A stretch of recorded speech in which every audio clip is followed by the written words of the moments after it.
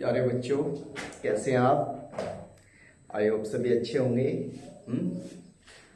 चलिए अपनी कक्षा को प्रारंभ करते हैं। ये 11वीं क्लास का टॉपिक है हमारा प्रोजेक्टाइल मोशन, प्रक्षेप्य गति। जो इससे पहले वाला लेसन कराया है हमारा विमेय विश्लेषण का, वो कंप्लीट हो गया है। उसके न्यूमेरिकल्स आपको करा दिए गए हैं। उससे आगे का हमारा ये वाला टॉपिक है प्रोजेक्टाइल मोशन, प्रक्षेप्य गति। प्रक्षेप्य गति किसे कहते हैं?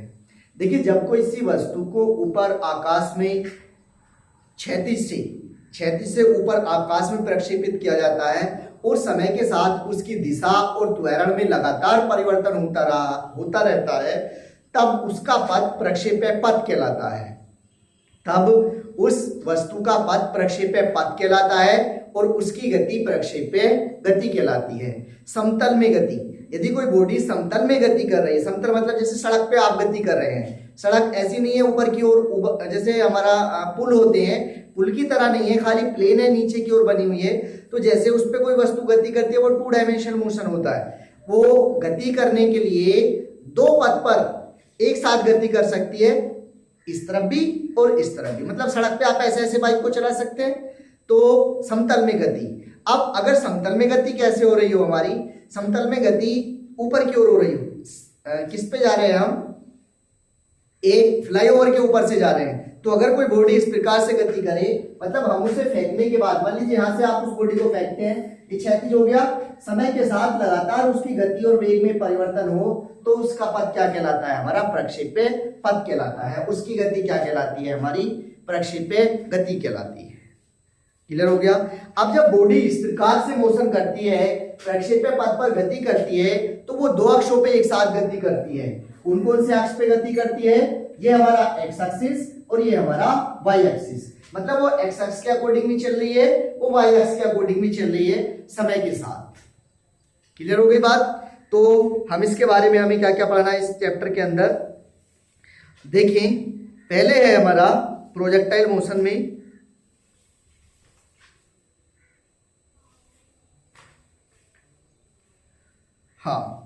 एक समतल में गति। एक समतल में गति क्या होता है? जब कोई वस्तु समतल पथ पर गति करती है तो उसकी गति कैसी कहलाती है? एक समतल में गति कहलाती है। जैसे हम अगर एग्जांपल की बात करें, तो मैं इस बोर्ड के ऊपर चौक चलाऊं, हम इस बोर्ड के ऊपर कुछ लिखते हैं, तो इसकी गति कैसी है? ये समतल में गति, मतलब प्लेन वे पे अगर बॉडी गति कर रही है तो उसकी गति कैसी कहलाती है? हमारी समतल में गति कहलाती है। और समतल में गति कितने प्रकार की? वो एक साथ 2 अक्षों पे गति, जब कोई बॉडी समतल पर गति करती है तो वह एक साथ 2 अक्षों पर गति करने के लिए स्वतंत्र होती है। जैसे ये हम इस पे गति करें तो किस तरफ भी चल सकते हैं, एक्स एक्स पे, वाई एक्स पे, जेड एक्स पे, एक्स वाई 2 बस खाली, एक्स या वाई एक्स पे, दोनों में से किसी पे भी गति कर सकते हैं। ठीक, अगर बॉडी इस प्रकार गति कर रही है तो उसकी गति कैसी कहलाती है? हमारी समतल में गति कहलाती है। क्लियर? नेक्स्ट आगे है सदिश स्थिति, स्थिति सदिश। नेक्स्ट टॉपिक है हमारा स्थिति सदिश। स्थिति सदिश कैसे कहते हैं हम? स्थिति सदिश। स्थिति सदिश से क्या मतलब है कि किसी वस्तु का वह बिंदु जहां से हम किसी की स्थिति को मापते हैं, वह बिंदु जहां से किसी वेक्टर की, किसी सदिश की स्थिति को मापा जाता है, स्थिति सदिश कहलाते हैं। जैसे अगर मैं ये एक ग्राफ बनाऊं और यहां हमारा बिंदु P है, जहां हमारा बिंदु P है, ये x हो गया, ये y हो गया, ये O हो गया, ये x और ये हमारा y। तो इस बिंदु P की स्थिति यहां से क्या है? इस बिंदु P की स्थिति y अक्ष से क्या है? इस बिंदु P की स्थिति x अक्ष से क्या है? उसे क्या कहते हैं? हम उसका स्थिति सदिश कहते हैं। तो जब हम इसका पोजीशन वेक्टर निकालेंगे, वेक्टर r इक्वल टू किसके बराबर हो जाएगा? x into i plus y into जी। क्योंकि हमें पता है x अक्ष के अकॉर्डिंग क्या चलता है? हमारा i चलता है, और y अक्ष के अकॉर्डिंग क्या लेते हैं? हम j लेते हैं। क्लियर? नेक्स्ट, अगर हम इसका क्या निकालने लगे, मापांक निकालने लगे, मापांक या मोड, या मापांक, मोड या उसका परिमाण की बात अगर आती है, तो परिमाण कैसे निकालेंगे इसका? परिमाण के लिए हम इसे मोड के अंदर रख देते हैं, is equal to square root के अंदर x square plus y square. जो आईजे के कोफिशिएंट होते हैं, उन कोफिशिएंटों को हम कहां पे रख देते हैं? स्क्वायर रूट के अंदर वर्क करके रख देते हैं, यहां से उसका परिमाण निकल के आता है। क्लियर? नेक्स्ट आगे है विस्थापन सदिश। विस्थापन सदिश किसे कहते हैं? किसी गतिशील वस्तु की दो स्थितियों के बीच का अंतर, समय के साथ दो स्थितियों के बीच का अंतर उसका विस्थापन सदिश कहलाता है। किसी गतिशील वस्तु की विस्थापन सदिश, विस्थापन सदिश क्या होता है हमारा? किसी गतिशील वस्तु की दो स्थितियों के बीच का अंतर, समय के साथ दो स्थितियों के बीच का अंतर क्या कहलाता है? उसका विस्थापन सदिश कहलाता है। अगर मैं मान लीजिए ये कोई बॉडी है, ये कोई बॉडी है, इसने यहां से चलना प्रारंभ किया और कुछ समय बाद कहां पहुंच गई? यहां पहुंच गई। ये उसका विस्थापन हो गया, ये उसकी पहली स्थिति, ये उसकी दूसरी स्थिति। इसे क्या कह दूं मैं? x1 कह दूं। इसे क्या कह दूं मैं? x2 कह दूं। ये हमारी y हो गई, यहाँ पे हमारा बिंदु P हो गया, ये A पोजीशन होगी हमारी x2 y2, और ये हमारी B पोजीशन होगी B, अगर मैं इसे कहूं x1 y1। ठीक, ये मेरा पोजीशन वेक्टर मान लिया मैंने इसे R। क्लियर? अब देखिए ये हो गया, इसकी स्थिति को ये y अक्ष से अगर स्थिति निकाले तो ये y1, और इसकी स्थिति निकालें ये हो गई हमारी y2, ये हमारा y अक्ष और ये हमारा x अक्ष। क्लियर? अब देखिए, अब अगर मैं इसका विस्थापन निकालना चाहूं, ये O हो गया। अब मैं इसका विस्थापन सदिश निकालूं तो विस्थापन मान लीजिए किसी समय t1 पर, मान लीजिए किसी समय t1 पर विस्थापन, देखिए एक्चुअली में विस्थापन होता क्या है? विस्थापन कहते हैं जब कोई वस्तु गति कर रही होती है तो उसकी अंतिम स्थिति और पहली स्थितियों के बीच का अंतर, अंतिम स्थिति और पहली स्थिति का अंतर क्या कहलाता है? हमारा विस्थापन सदिश कहलाता है। अंतिम स्थिति और पहली स्थिति का अंतर क्या कहलाता है? हमारा विस्थापन सदिश कहलाता है। तो समय t1 पर उसकी स्थिति कितनी b, और समय, इसे ऐसे a ले लेते हैं, चलो क्या कर रखा है, ये वाली a है और ये वाली b है। ठीक है, तो समय t1 पर स्थिति कितनी है उसकी? समय t1 पर स्थिति b, और समय t2 पर स्थिति कितनी ले लूं?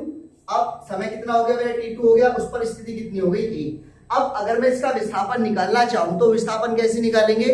बाद वाली स्थिति में से पहली वाली स्थिति को माइनस कर दो, विस्थापन निकल के आ जाएगा। ठीक, कैसे? विस्थापन, विस्थापन सदिश डेल्टा r इक्वल टू किसके बराबर हो जाएगा? बाद वाली स्थिति, बाद वाली स्थिति क्या?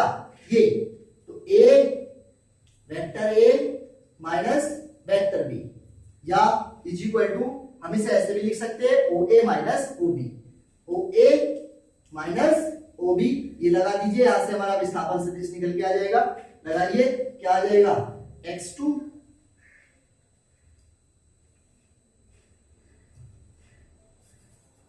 यहां से यहां तक की स्थिति को क्या कह दूं मैं?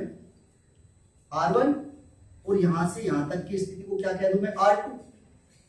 ठीक, तो मैं इसे ऐसे भी लिख सकता हूं, vector R2 minus vector R1। Delta R equal to किसके बराबर हो जाएगा? R2 माइनस R1 के बराबर हो जाएगा। अब मैं अगर R2 की पोजीशन को निकालूं इसे, तो किसके बराबर आ जाएगा? R2 का मान x2i प्लस y2j, इसके अकॉर्डिंग ले रहे हैं, माइनस x1i प्लस y1j। ठीक, इसके पोजीशन वेक्टर ये आ गए और इसके पोजीशन वेक्टर ये आ गए। इक्वल टू माइनस के अंदर मल्टीप्लाई करो, विस्थापन निकाल रहे हैं x2 minus x1 into i plus y2 minus y1 into j. ठीक, इसे क्या लिख सकते हैं हम? डेल्टा x इंटू में आई प्लस इसे क्या लिख सकते हैं? डेल्टा y इंटू में जी। तो डेल्टा r की वैल्यू क्या आती है हमारी? निकल के ये आती है delta x i plus delta Y जी। अगर हमें विस्थापन निकालना हो तो हम यहां से इसका विस्थापन निकाल सकते हैं। बट अगर उसका परिमाण पूछने लगे, क्या पूछने लगे? परिमाण पूछने लगे, तो परिमाण के लिए क्या निकालेंगे हम? इसका मोड निकाल देंगे, डेल्टा आर का मोड निकाल देंगे, और मोड होगा स्क्वायर रूट के अंदर delta x square plus delta y square, delta x square plus delta y square. अगर हम इसे लगाएंगे तो इसका ये मापांक निकल के आएगा, यहां से इसका मोड निकल के आएगा, परिमाण आ जाएगा यहां से। क्लियर? नेक्स्ट आगे है हमारा वेग सदिश। वेग सदिश किसे कहते हैं? वेग आप जानते हैं सब, वेग किसे कहते हैं हम?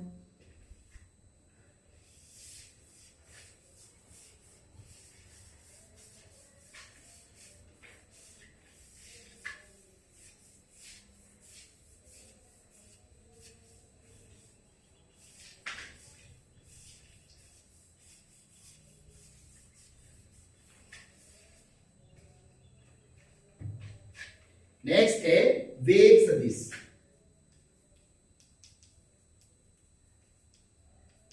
अब देखिए वेग होता क्या है। वेग आप जानते हैं विस्थापन बटे समांतराल क्या होता है किसी वस्तु का, वेग कहलाता है। विस्थापन बटे समांतराल किसी वस्तु का क्या कहलाता है, वेग कहलाता है। किसी गतिशील वस्तु के समय के साथ विस्थापन के परिवर्तन की दर या विस्थापन में परिवर्तन की दर क्या कहलाती है, उसका वेग कहलाती है। देखिए कैसे निकालेंगे। अब हमें वेग निकालना है तो v एवरेज ले लेंगे, इक्वल टू किसके बराबर होता है, हमें पता है विस्थापन बटे समांतराल। ये तो होता है विस्थापन बटे समांतराल। विस्थापन कितना हमने अभी अभी निकाला था वहां से, और समांतराल कितना आ जाएगा डेल्टा टी। विस्थापन बटे समांतराल इसकी वैल्यू हमने अभी निकाली थी पीछे, तो क्या आ जाएगा delta x i plus delta y into में जे अपॉन में किसके बराबर delta t is equal to delta x upon delta t into में i plus delta y upon delta t into में जी। एक्स अपॉन टी किसके बराबर हो जाएगा वी एक्स इंटू में आई प्लस डेल्टा भी लगा सकते हैं, प्लस ये आ गया हमारे पास में delta y, delta v y into में क्या आ जाएगा हमारे पास में जे आ जाएगा। ठीक, डेल्टा लगा सकते हैं तो ये किसके बराबर आ गया हमारा v average is equal to v x i plus v y j के बराबर निकल के आ जाएगा। ये क्या आ गया वेग। वेग सदिश अगर हम निकालें तो ये आ जाएगा एक्स एक्स के कोरिस्पोंडिंग वाई एक्स के कोरिस्पोंडिंग। ये है एक्स एक्स के कोरिस्पोंडिंग वेग, ये हमारा वाई एक्स के कोरिस्पोंडिंग वेग। क्लियर। नेक्स्ट आगे चले। आगे क्या दे रखा है हमारा ताक्षणिक वेग। ताक्षणिक वेग किसे कहते हैं, देखिए ताक्षणिक का मतलब क्या होता है। ताक्षणिक से मतलब होता है किसी गतिशील वस्तु का दिए गए समय पर, किसी निश्चित समय पर वेग उसका ताक्षणिक वेग कहलाता है। मतलब जो समय पर हम निकालना चाहते हैं उस समय उसका वेग क्या है, वही क्या कहलाएगा, उसका ताक्षणिक वेग कहलाएगा। जिस समय पर भी हमें निकालना है वही समय, जैसे मान लीजिए 10 सेकंड में निकालना है हमें, तो 10 सेकंड पर ही क्या जो भी वेग होगा उसका वो क्या होगा ताक्षणिक वेग। ताक्षणिक का मतलब एट इंस्टेंट ऑफ टाइम, जिस समय वो बोले उस समय उसका वेग क्या है, उसका ताक्षणिक वेग कहलाता है, एट इंस्टेंट ऑफ टाइम कहलाता है। क्लियर। अब देखिए इसमें क्या होता है। अब गतिशील वस्तु का delta t tends to zero समय पर हम कैसे निकालें डेल्टा, मान लीजिए delta t tends to zero समय पर ताक्षणिक वेग, ताक्षणिक वेग ये delta t tends to zero पर वेग निकालना है तो निकालें v average is equal to limit delta t tends to zero delta r upon में डेल्टा टी। ये तो लगा था अभी, या हम इसे क्या लिख सकते हैं D r upon d T भी हम इसे लिख सकते हैं। क्लियर हो गई बात। Is equal to d r upon d t is equal to limit delta t tends to zero d upon d t is equal to किसके बराबर हो जाएगा, इसकी जगह आर बराबर किसके होता है delta x i plus delta y into में जी। क्या गया हमारे पास में डी अपॉन डी टी को रख लो, क्या गया हमारे पास, इसकी वैल्यू क्या delta x i plus delta y into जे, हम इसे ऐसे भी लिख सकते हैं। अपॉन में किसके बराबर डेल्टा टी के बराबर is equal to limit delta t tends to zero delta x upon delta t into में i plus limit delta t tends to zero delta y upon में डेल्टा टी इंटू में j. तो इसकी value क्या, इसकी value क्या हो जाएगी हमारे पास में डेल्टा एक्स अपॉन वाई, दूरी बटे समय क्या हो जाएगा हमारा 4 हो जाएगा, वेग हो जाएगा, या dx अपॉन dt इंटू में i plus dy upon dt into में g is equal to dx upon dt क्या vx i प्लस इसकी जगह क्या vy इंटू में g v average. Clear. v average equal to इसके बराबर vxi प्लस vy इंटू में g, इसके इक्वल निकल के ये क्या था हमारा ताक्षणिक वेग। ताक्षणिक त्वरण और देखें, अगर हम बात करें ताक्षणिक, अब इसका अगर हम मोड निकालना चाहें तो मोड कैसे निकालेंगे, मापांक या परिमाण कैसे निकालेंगे, परिमाण के लिए क्या करते हैं, परिमाण कैसे निकाले, mod of v average is equal to किसके बराबर, स्क्वायर रूट के अंदर v x square plus v y square. मतलब जो आई और जे का कोफिशिएंट होता है उस कोफिशिएंट की क्या करेंगे हम, मल्टीप्लाई स्क्वायर रूट के अंदर रख के उसका वर्क कर देंगे, वहां से हमारा क्या निकल के आ जाएगा, मोड निकल के आ जाएगा। क्लियर। नेक्स्ट आगे है त्वरण सदिश। त्वरण क्या होता है, त्वरण भी सदिश भी आप जानते हैं, क्या होता है त्वरण सदिश, वेग परिवर्तन की दर क्या कहलाती है, त्वरण कहलाती है। वेग परिवर्तन की दर क्या कहलाती है, हमारी त्वरण कहलाती है। तो त्वरण सदिश भी हम फाइंड आउट कर सकते हैं सिमिलरली इसी की तरह।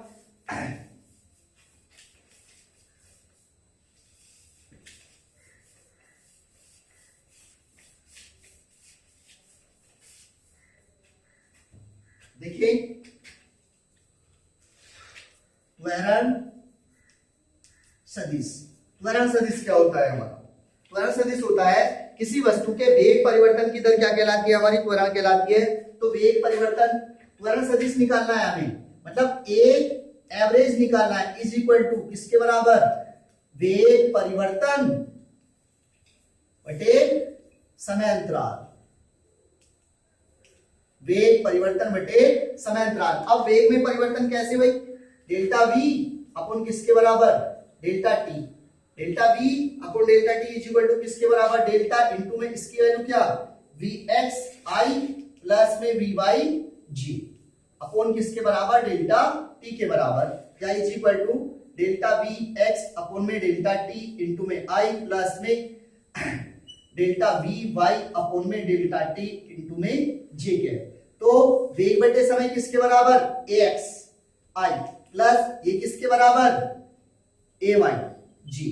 तो आ गया हमारा a average is equal to किसके बराबर, a x i plus a y j. ये एक्स एक्स के कोरस्पॉन्डिंग त्वरण, ये हमारा वाई एक्स के कोरस्पॉन्डिंग त्वरण। ठीक, एक्स एक्स के कोरस्पॉन्डिंग एक्सीलरेशन और वाई एक्स के कोरस्पॉन्डिंग एक्सीलरेशन। क्लियर। अब ताक्षणिक, अब मैं इसका मापांक निकालूं, चलो बाद में निकालते हैं। ताक्षणिक त्वरण, ताक्षणिक त्वरण किसके बराबर होगा, ताक्षणिक किससे कोई है, किसी गतिशील वस्तु का डेल्टा टी टेंड्स टू 0 समय पर त्वरण उसका ताक्षणिक त्वरण कहलाता है। किसी गतिशील वस्तु का डेल्टा टी टेंड्स टू 0 समय पर त्वरण उसका ताक्षणिक त्वरण कहलाता है। तो डेल्टा टी टेंड्स टू 0 समय पर निकालें, ए बराबर limit delta t tends to 0, limit delta t tends to 0 is equal to किसके बराबर, डेल्टा वी अपॉन में डेल्टा टी। आ जाएगा हमारे पास में delta v upon delta t या is equal to d v upon d t. Is equal to क्या लिख सकते हैं हम इसे, d upon d t into में किसके बराबर, वी एक्स आई प्लस में वी वाई जी। अंदर मल्टीप्लाई कर देंगे, डी वी एक्स अपॉन में डी टी इंटू में i plus d v y upon में डी टी इंटू में जी। तो ये वैल्यू किसकी, is equal to a x i, ये वैल्यू किसकी, ए वाई जी। ये किसकी वैल्यू आ गई, ए की वैल्यू आ गई, हमारा त्वरण निकल के आता है ए x i plus a y जे। इसका मोड निकाले अगर हम, ये तो आ गई हमारी ए की वैल्यू। अगर मैं इसका परिमाण निकालना चाहूं तो परिमाण कितना आ जाएगा निकल के, स्क्वायर रूट के अंदर ए x square plus a Y square. ये क्या है इसका परिमाण। क्लियर हो गई बात। ताक्षणिक सदिश स्थिति क्या क्या किया आज की क्लास में हमने, स्थिति सदिश किया, स्थिति सदिश किसे कहते हैं, विस्थापन सदिश किया, विस्थापन सदिश किसे कहते हैं, ताक्षणिक सदिश वेग विस्थापन किया हमने, वेग सदिश किया, वेग सदिश किसे कहते हैं, ताक्षणिक वेग किया, ताक्षणिक वेग किसे कहते हैं, त्वरण किया हमने, त्वरण सदिश किया, त्वरण सदिश किसे कहते हैं, और ताक्षणिक त्वरण सदिश किसे कहते हैं, हम उसके बारे में हमने आज की क्लास में डिस्कस किया। ठीक, चलिए आज की क्लास में इतना ही, फिर से मिलते हैं नेक्स्ट क्लास में। इस वीडियो को 2-3 बार रिमाइंड करके देखिए, तभी आपको समझ आएगा मैथमेटिकल पार्ट से। ठीक है, चलिए, थैंक यू।